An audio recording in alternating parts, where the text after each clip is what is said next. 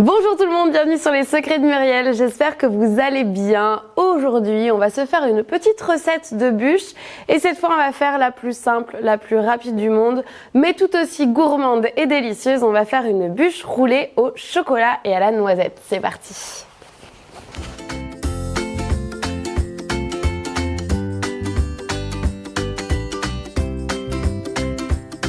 Alors on va commencer avec la ganache au chocolat. Pour ça vous aurez besoin de chocolat noir, de crème liquide, de chocolat au lait et de beurre doux. Alors une ganache c'est très simple, c'est un liquide et du chocolat mélangé.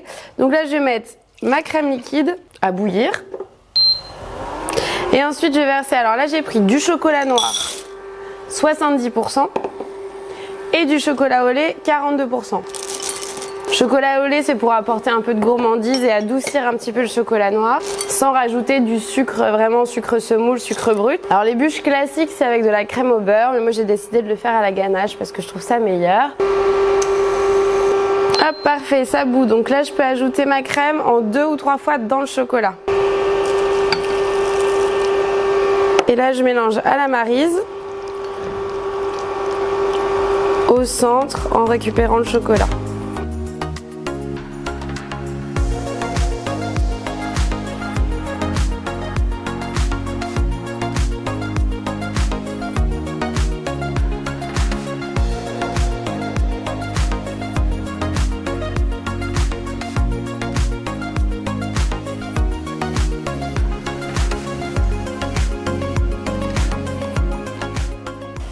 Voilà, une fois qu'elle est bien lisse, je peux ajouter mon beurre en morceaux.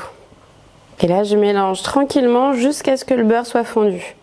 Faut qu'il fonde tranquillement, pas trop vite, parce que sinon ça va donner une texture cassante à notre ganache. Alors, parfait. Donc là, pour gagner du temps, ce qu'on va faire, c'est qu'on va couler la ganache dans un petit bac comme ça, donc fond plat assez large pour qu'il n'y ait pas une trop grosse quantité de ganache et que ça refroidisse plus vite. Si vous la faites la veille pour le lendemain, il n'y a pas de problème, vous pouvez le laisser dans le cul de poule, vous filmez au contact. Mais là, ce qu'on veut, c'est aller un petit peu plus vite, dans le sens où on veut faire la bûche, par exemple, pour aujourd'hui, voilà, pour ce soir. Donc là, je coule dedans. Et je vais réserver au frais une demi-heure à 1 heure, ça dépend de la puissance de votre frigo. Si vous êtes vraiment très pressé, vous pouvez la mettre aussi un quart d'heure au congélateur et après la mettre au frais. Je filme au contact. Hop. Alors ensuite on va passer au biscuit roulé chocolat noisette. Donc pour ça vous aurez besoin d'œufs entiers, de farine, de sucre semoule, de poudre de noisette, de beurre et de cacao en poudre. Alors, le biscuit roulé, c'est assez simple. Je vais casser mes œufs, je vais mettre les blancs à monter avec le sucre. Je vais garder mes jaunes pour les ajouter après.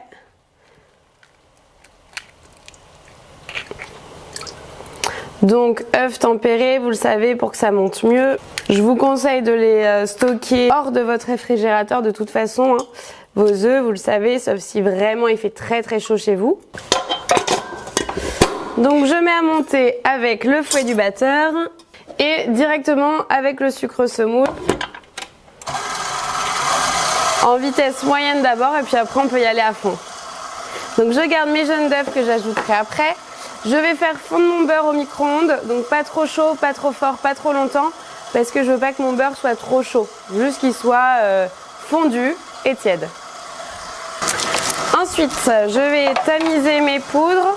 Pour m'assurer qu'il n'y ait pas de grumeaux, ce sera plus simple à incorporer dans les blancs montés. Donc là j'ai ma farine, mon cacao en poudre 100%, donc c'est du cacao amer sans sucre, et ma poudre de noisette. Vous pouvez aussi utiliser de la poudre de noisette brute, vous aurez encore plus de goût. Et là je peux y aller à fond.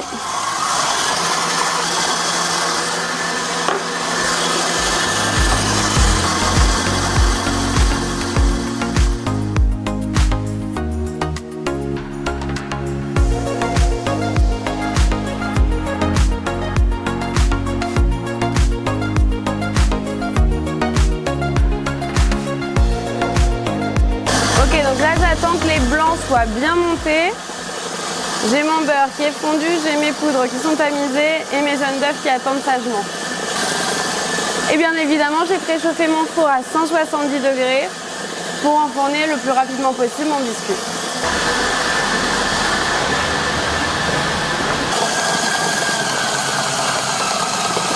Alors, je baisse un petit peu la vitesse de mon robot et là, je vais faire comme pour les biscuits cuillères. Je vais ajouter mes jaunes d'œufs très rapidement et je vais arrêter de battre, même si c'est pas bien mélangé.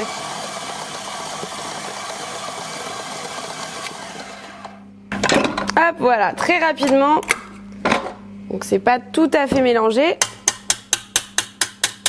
On va finir à la maryse. Donc là, j'ajoute mes poudres qui ont été tamisées. J'utilise ma feuille de papier sulfurisé. Hop.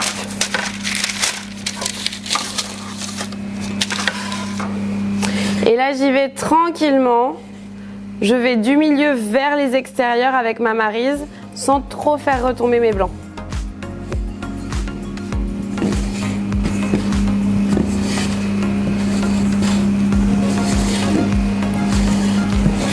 Et là, avant de finir le mélange, j'ajoute mon beurre fondu.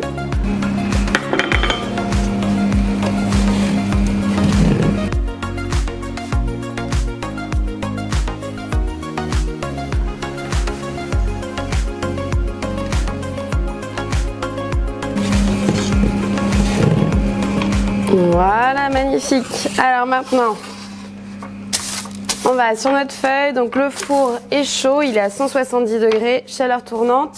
Je viens directement sur ma feuille. Donc là, j'ai une plaque d'à peu près 40 cm par 30 cm.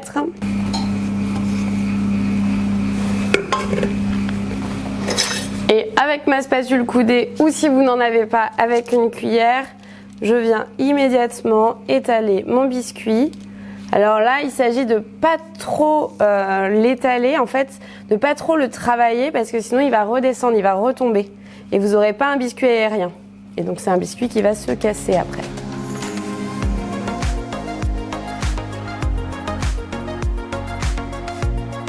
Et donc il faut qu'il soit bien régulier aussi, de la même épaisseur partout. Et voilà, parfait. Et maintenant, je peux enfourner pendant environ 15 minutes.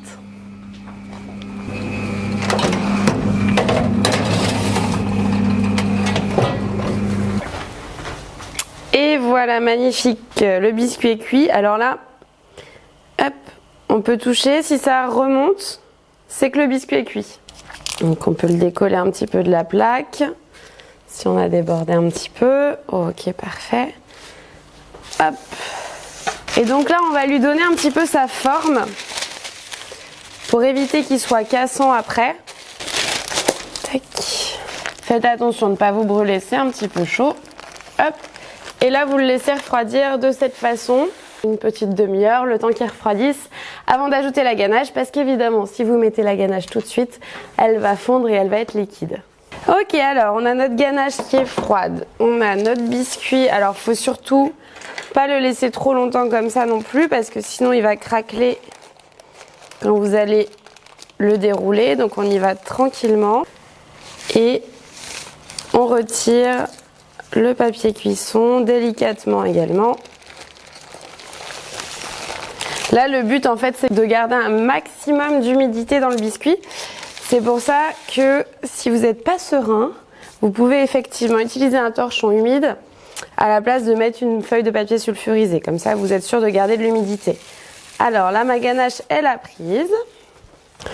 Donc là, je viens mettre de la ganache hop, sur mon biscuit. Je laisse toujours 1 cm au bord pour pouvoir la rouler correctement.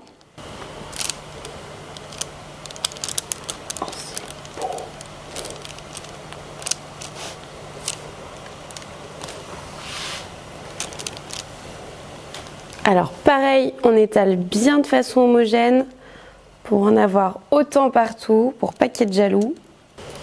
Et donc là, je peux rouler. Donc là, je m'aide de ma feuille de papier sulfurisé. Je viens bien coller le départ et surtout, faut bien serrer, c'est super important. Alors au début, ça peut craquer un petit peu, c'est normal parce que c'est la partie la plus fine de votre biscuit.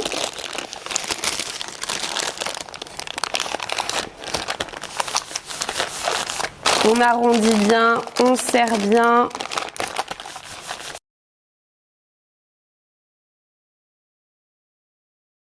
À la fin, on peut couper un petit peu ici pour avoir quelque chose de bien net.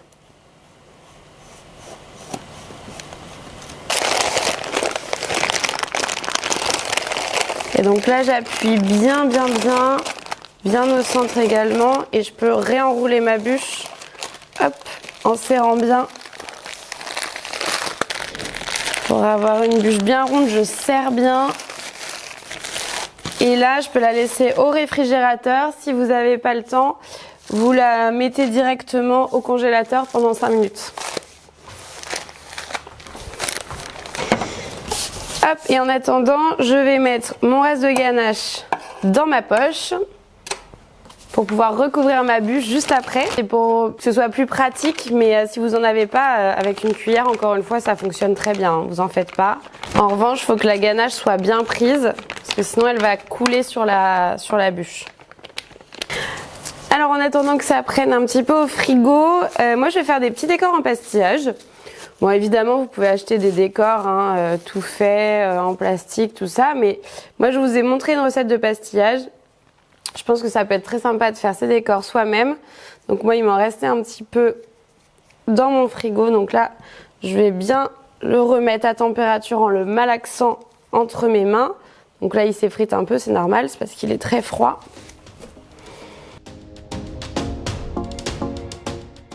Et une fois qu'il est bien malaxé, je peux l'étaler.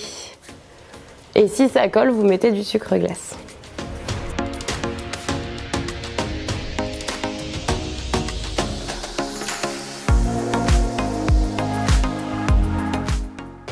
Hop, je vais faire des petites feuilles de gui. Donc là, j'ai mes petits emporte-pièces. Je peux aussi le faire au couteau.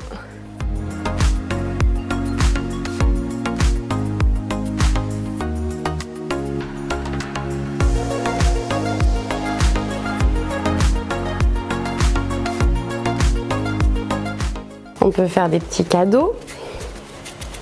Donc dans ce cas-là, il faut quand même garder un rondin assez conséquent. Et là, on fait un rectangle.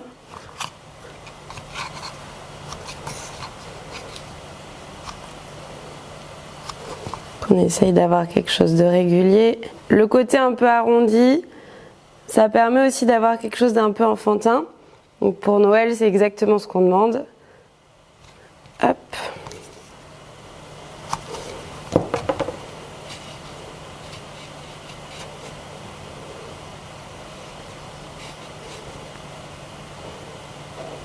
Et donc avec ce qui me reste, je vais pouvoir faire le petit nœud rouge autour du cadeau et le petit bouton rouge pour le gui. Et là, je vais mettre mes gants puisque je vais utiliser du colorant. Je fais un petit trou dans ma pâte. Je viens mettre du colorant. Donc je fais attention de ne pas en mettre partout, ça tâche énormément. Là, je renferme mon colorant dans mon pastillage. Et là, je malaxe jusqu'à ce qu'il devienne complètement rouge.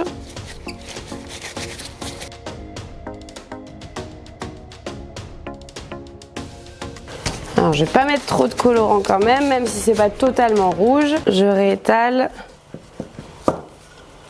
Là, je vais faire mes petits bandeaux, là, mes petits nœuds autour des cadeaux.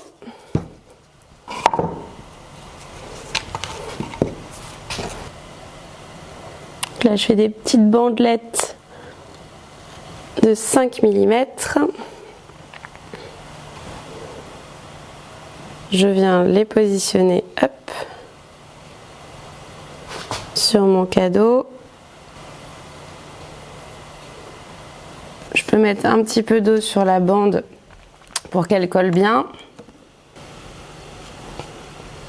Et on va donc se faire les deux baies rouges pour le hou. Donc je remalaxe toujours. Hop. Et voilà, parfait. Hop, et alors après si on veut on peut faire des petits nœuds sur les cadeaux évidemment. Et là je coupe des losanges pour faire des petites boucles. Je colle toujours avec de l'eau, hein. C'est la meilleure façon de coller. Collage naturel, facile et gratuit. Hop là.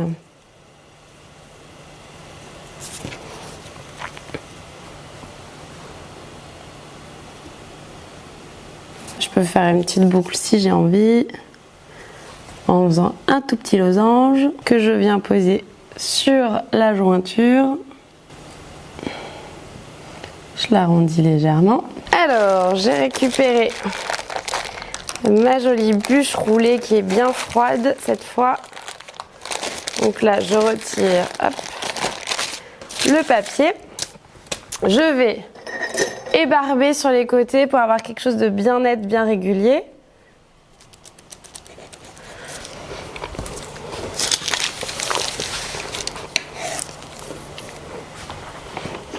Voilà, alors pour faire une vraie bûche roulée avec le décor tronc d'arbre, il faut couper un morceau de cette bûche là, donc légèrement pour faire une branche qui part, et 2 biais. Ça c'est la vraie bûche, hein, ça rigole pas là. Donc vous voyez, hein, c'est vraiment 2 biais comme ça. Ensuite on prend son plat. Alors, je mets donc ma bûche sur mon assiette, et en fait cette branche là, il faut qu'elle vienne sur le côté. Donc d'un côté ou de l'autre, pour faire vraiment comme une branche. Donc après vous voyez dans quel sens vous préférez la mettre. Si vous préférez la mettre comme ça, ou de l'autre sens, il faut que vous trouviez le plus joli. Je recouvre ma bûche. Donc là déjà je colle la branche au tronc d'arbre. Voilà. Et ensuite je la recouvre. Hop, donc là on est généreux, on recouvre de partout.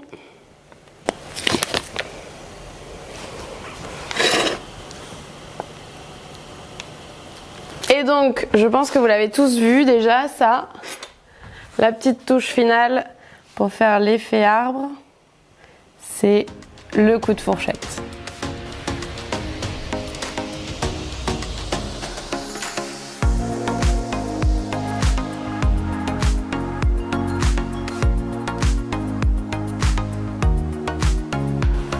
Voilà, faut pas oublier un côté. Hop, magnifique. On fait les petites finitions pour que ce soit joli. Hop. Voilà. Et ensuite, on peut ajouter nos petites décos. La petite branche de houx par exemple.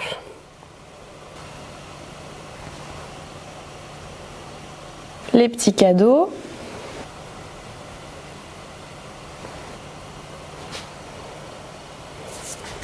Et voilà, pas trop en mettre non plus. Donc voilà, ça c'est vraiment la bûche classique. C'est la toute première bûche que j'ai apprise à faire. Sauf que moi c'était avec de la crème au beurre. Voilà, donc c'est très très simple, vous avez vu, c'est une recette facile, rapide à réaliser pour Noël. Si vous n'avez pas trop le temps, que vous n'avez pas envie de passer votre temps en cuisine, sachez qu'en plus cette bûche se garde au moins 2-3 jours au réfrigérateur sans problème, puisqu'il y a beaucoup de chocolat, donc sans souci pour la conservation. Petite déco très très simple, j'espère que ça vous plaira, que vous allez passer de bonnes fêtes. Moi je vous embrasse très fort, gâtez vos proches, dites-leur que vous les aimez et je vous dis à très vite. Salut!